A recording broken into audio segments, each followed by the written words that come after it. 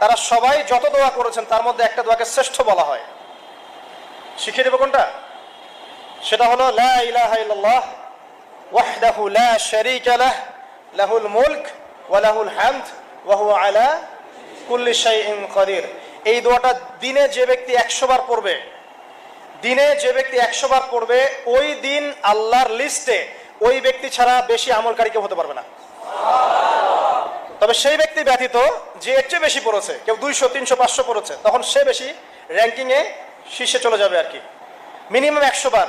আরও ফজিলত হচ্ছে 100 বার যদি আপনি পড়েন, ওই দিন শয়তান আপনাকে স্পর্শ করতে পারবেন ইনশাআল্লাহ, এবং আপনার আমলনামা থেকে 100 গুনাহ মিটিয়ে ফেলা হবে, 100 নেকি লিখে দেওয়া হবে ইনশাআল্লাহ।